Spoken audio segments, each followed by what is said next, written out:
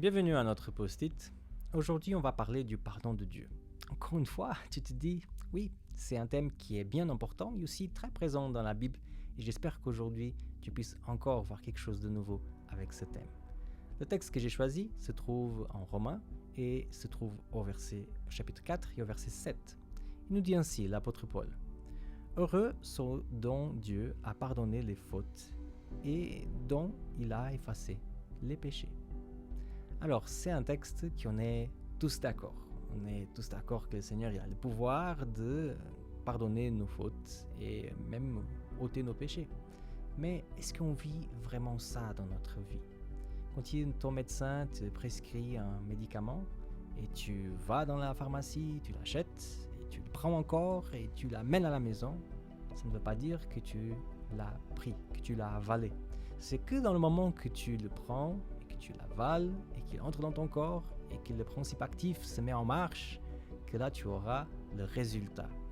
Et c'est vrai qu'en tant que chrétien, on est tous d'accord que le pardon du péché est quelque chose d'acquis, est quelque chose que le Seigneur donne.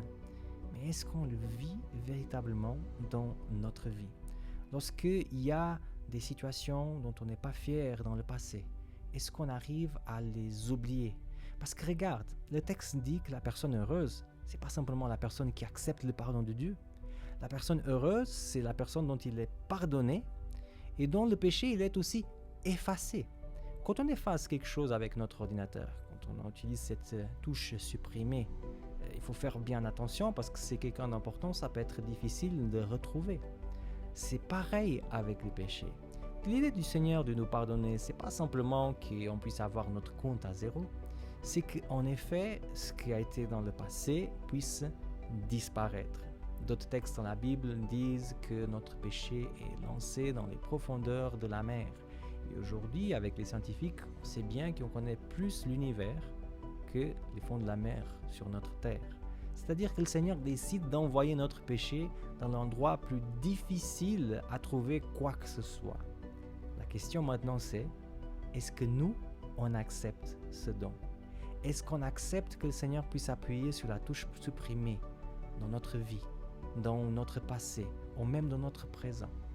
L'invitation que le Seigneur nous donne aujourd'hui, c'est qu'on puisse faire appel à lui.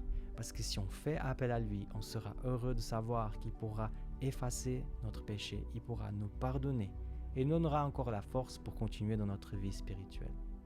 Moi, je m'appelle Samuel Cunha et c'était le post-it d'aujourd'hui.